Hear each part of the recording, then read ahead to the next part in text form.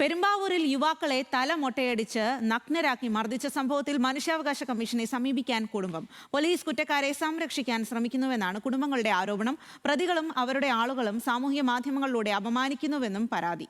അനിൽ ജോർജാണ് വിവരങ്ങളുമായി ചേരുന്നത്. അനിൽ, എന്തായാലും ഇത്തരത്തിൽ വലിയ പരാതിയാണ് അവരുടെ ഭാഗത്തു നിന്നും ഇന്നലെ ഉയർന്നത്. ഇപ്പോൾ എന്താണ് കുടുംബത്തിന്റെ നീക്കം? ഏതെല്ലാം നടപടികളിലേക്കാണ് അവർ കടക്കുന്നത്?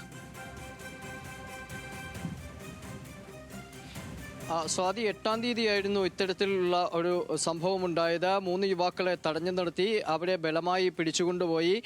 തുടർന്ന് അവരുടെ തല മൊട്ടയിടിക്കുകയും മർദ്ദിക്കുകയും ചെയ്തു, നഗ്നരാക്കി മർദ്ദിച്ചു.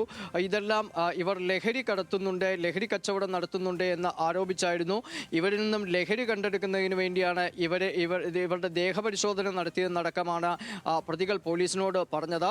എന്നാൽ ഈ പ്രതികളിൽ 2 പേർ, അതായത് യുവാക്കളെ മർദ്ദിച്ചവരിൽ 2 പേർ തൂഫാൻ വാരിയേഴ്സ് ആണെന്നാണ് പോലീസ് റിപ്പോർട്ടിലുള്ളത്. വളരെ ദുർബലമായ വകുപ്പുകളാണ് പ്രതികൾക്കെതിരെ പോലീസ് ചുമത്തിയിട്ടുള്ളതെന്നും കുടുംബം ആരോപിക്കുന്നു. ഒപ്പം തന്നെ കടുത്ത നടപടികളിലേക്ക് പോകാനുള്ള ഒരു നീക്കവും പോലീസിന്റെ ഭാഗത്തു നിന്നില്ലെന്നും പ്രതികൾക്ക് ജാമ്യം ലഭിക്കുന്നതിനെ പ്രോസിക്യൂഷൻ എതിർത്തില്ല എന്നും കുടുംബം ആരോപിക്കുകയും ചെയ്യുന്നു. ഒപ്പം പ്രതികൾ പുറത്തിറങ്ങിയതിനു ശേഷം വലിയ തോതിൽ സാമൂഹ്യ മാധ്യമങ്ങളിലൂടെ ഈ യുവാക്കളുടെ ചിത്രങ്ങളും മറ്റും പങ്കുവെച്ചുകൊണ്ട് ഇവർ ലഹരി കച്ചവടക്കാർ തന്നെയെന്ന നിലയിൽ പ്രചരിപ്പിക്കുകയും ഇത്തരത്തിൽ വലിയ തോതിൽ അപമാനിക്കാൻ ശ്രമിക്കുകയും ചെയ്യുന്നുവെന്നും കുടുംബം പറയുന്നു. ഇതിനാൽ നീതി തേടി മനുഷ്യാവകാശ കമ്മീഷനെ സമീപിക്കാൻ ഒരുങ്ങുകയാണെന്ന് കുടുംബം പറയുന്നു.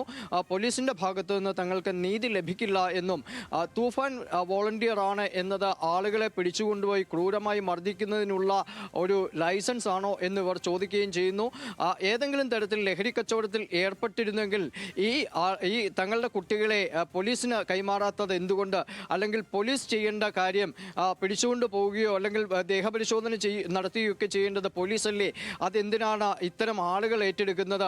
ആളുകളുടെ ആൾക്കൂട്ട വിചാരണയ്ക്കും മർദ്ദനത്തിനും തങ്ങളുടെ കുട്ടികൾ ഇരയായിട്ടും അതിനെയെല്ലാം തൂഫാന്റെ പേരിൽ ന്യായീകരിക്കാനുള്ള ശ്രമം ഒരു കാരണവശാലും അംഗീകരിക്കാൻ കഴിയില്ല എന്നാണ് കുടുംബം പറയുന്നത്. അതിനാൽ അടുത്ത ദിവസം തന്നെ മനുഷ്യാവകാശ കമ്മീഷനെ സമീപിക്കാൻ ഒരുങ്ങുകയാണ് ഈ കുട്ടികളുടെ കുടുംബങ്ങൾ.